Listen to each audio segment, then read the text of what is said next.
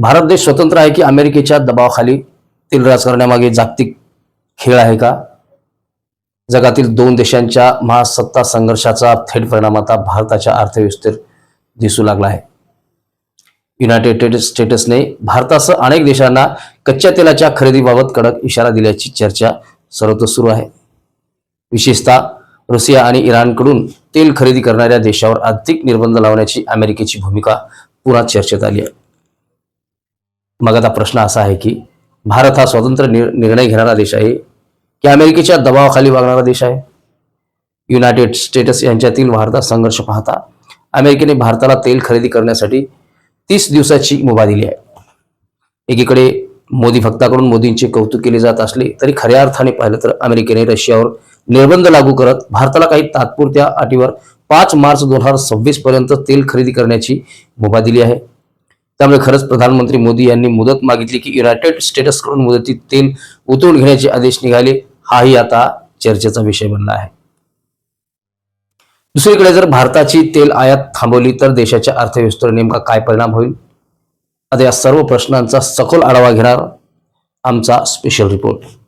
तर पाहूयात, दोन देशांमध्ये चाललेल्या युद्धामुळे नेमके अमेरिकेचे निर्बंध काय? तर अमेरिकेने मागील काही दिवसापासून इराण आणि रूसवर कडक आर्थिक निर्बंध लादले आहेत. यामागील मुख्य उद्देश म्हणजे त्या देशांची आर्थिक ताकद कमी करणे हा होऊ शकतो का? विशेषतः रशिया युक्रेन युद्धानंतर आणि मध्यपूर्वेतील तणाव वाढल्यानंतर अमेरिकेने जगातील तेल व्यापारावर नियंत्रण ठेवण्याचा प्रयत्न सुरू केला आहे.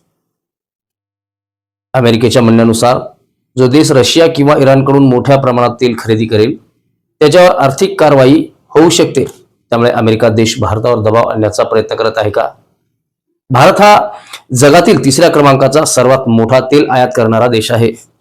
भारताच्या तेल गरजेपैकी जवळपास 85% तेल परदेशातून येते. यामध्ये सर्वात मोठा वाटा आहे तो म्हणजे रूस, सौदी अरेबिया, इराक यांचा आहे. रशियाकडून भारताला स्वस्त दरात तेल मिळत असल्यामुळे भारताने या आयातीमध्ये मोठी वाढ केली होती. हीच बाब आता अमेरिकेला खटकत असल्याचे तज्ज्ञ सांगतात. कारण अमेरिकेची भूमिका स्पष्ट आहे की त्यामुळे काही जाणकारांकडून रशियाला आर्थिकदृष्ट्या कमकुवत करणे असाही अंदाज लावला जात आहे. काही आंतरराष्ट्रीय अहवालानुसार अमेरिकेने काही देशांना रशिया किंवा इराणकडून तेल व्यवहार कमी करण्यासाठी कालमर्यादा दिल्याची चर्चा आहे. मात्र अधिकृत पातळीवर भारताला 30 दिवसाची अंतिम मुदत दिल्याची स्पष्ट घोषणा झाली असली तरी अमेरिकेच्या निर्बंधामुळे तेल व्यापारावर दबाव निर्माण झाल्याचे वास्तव नाकारता येत नाही.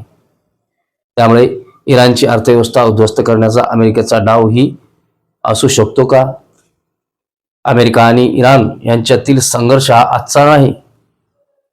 अणुकार्यक्रम, मध्यपूर्वेतील राजकारण आणि तेल व्यापार यामुळे दोन्ही देशांमध्ये दशकापासून तणाव आहे. तज्ज्ञांच्या मते अमेरिकेची रणनीती अशी आहे की इराणच्या तेल विक्रीवर निर्बंध घालून त्यांची अर्थव्यवस्था कमकुवत करणे.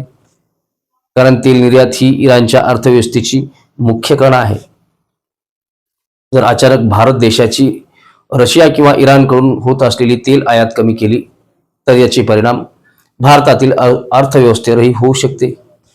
हे मात्र नाकारून चालणार नाही. नेमके काय परिणाम होतील? भारतामध्ये पेट्रोल आणि डिझेलचे दर वाढू शकतात. महागाई वाढण्याची शक्यता असते. उद्योग आणि वाहतूक क्षेत्रावरही परिणाम होऊ शकतो. सामान्य नागरिकांच्या खिशावर थेट भार पडणार व विशेषतः याचा परिणाम शेतीपासून उद्योगापर्यंत सर्व क्षेत्रावर होऊ शकतो. त्यामुळे आता भारताची भूमिका काय? तज्ज्ञांच्या मते भारताची अधिकृत भूमिका स्पष्ट आहे की भारताचे परराष्ट्र धोरण राष्ट्रीय हित प्रथम या तत्वावर आधारित आहे. म्हणजेच भारत कोणत्याही देशाच्या दबावाखाली न राहता आपल्या आर्थिक हितानुसार निर्णय घेत असतो. त्यामुळे भारत एकाच वेळी युनायटेड स्टेट्स सोबत मैत्रीपूर्ण संबंध ठेवतो आणि रूस सोबतही ऊर्जा सहकार्य कायम ठेवतो. एकीकडे प्रधानमंत्री मोदी यांचे कौतुक करत असले तरी दुसरीकडे अमेरिकेने भारताला दिलेली 30 दिवसाची सवलत ही म्हणजेच नवीन रशियन तेल खरेदीसाठी नसूनच आधी सुरू झालेला पूर्ण करण्यासाठी दिलेली मर्यादा आहे. त्यामुळे ही नव्या खरेदीची मुभा नसून आधीच्या निर्बंधामध्ये कोणताही बदल झालेला नाही. नेमकं अमेरिकेने रशियावर निर्बंध लावून भारताला कोणत्या अटी शर्तीची परवानगी दिली आहे जाणून घेणार आहोत. रशियातून आलेले कच्चे तेल किंवा पेट्रोलियम उत्पादने भारतात विकणे, पोहोचवणे आणि भारतीय बंदरातून उतरवणे यालाही तात्पुरती परवानगी दिली आहे. मात्र ही परवानगी फक्त खालील स्थितीवर लागू आहे, ती म्हणजे तेल 5 मार्च 2026 पर्यंत जहाजावर लोड झालेले असावे, भारतातील बंदरातच उतरवले गेले पाहिजे, खरेदी करणारी संस्था म्हणजे भारतातील कायद्यानुसार संस्था असावी. ही परवानगी 4 एप्रिल 2026 पर्यंत अमेरिकेच्या वेळेनुसार लागू असेल. ती काही जहाजाच्या संदर्भात आपत्कालीन सेवा असतील तर ते म्हणजे जहाजासाठी इंधन, विमान नोंदणी इत्यादी सेवेसाठी नियम करण्यात आलेले आहेत. दुसरे सर्वात महत्त्वाचे म्हणजे या परवानगीमध्ये इतर कोणत्याही व्यवहारांना परवानगी देण्यात आलेली नाही. इराण संबंधित व्यवहारावरील बंदी ही कायम ठेवण्यात आलेली आहे. थोडक्यात सांगायचं म्हणजे अमेरिकेने भारताला 30 दिवसाची मुभा दिली असे चित्र निर्माण केले जात असले तरी प्रत्यक्षात ती 5 मार्च 2026 पूर्वी जहाजावर चढवलेली रशियन तेल 4 एप्रिल 2026 पर्यंत भारतात उतरवण्यासाठी दिलेली मर्यादित तात्पुरती सवलत आहे. नवीन खरेदीसाठी कोणतीही मुभा नाही. खऱ्या अर्थाने पाहिलं तर इराण आणि युनायटेड स्टेट्स यांच्यातील वाढता तणाव केवळ मध्यपूर्ती पुरता मर्यादित नसून त्यांचे पडसाद जगभरात उमटत आहेत. तेलाच्या जागतिक बाजारातही त्यांचा मोठा परिणाम होणार असून भारतासारख्या आयातीवर अवलंबून असलेल्या देशासाठी ही परिस्थिती आव्हानात्मक ही ठरू शकते. त्यामुळे जागतिक राजकारणात तेल हा फक्त ऊर्जा स्रोत नसून तो एक शक्तिशाली राजकीय शस्त्र आहे.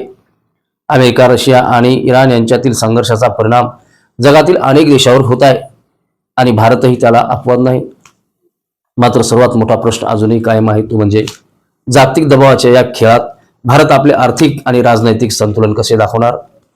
हा प्रश्न पुढील काळात अधिक महत्त्वाचा ठरणार आहे. असेच नवनवीन व्हिडिओ पाहण्यासाठी आमच्या चॅनलला लाईक करा, सबस्क्राईब करा, फॉलो करायला विसरू नका. पाहत राहा लोकपरिवर्तन न्यूज चॅनलचं डिजिटल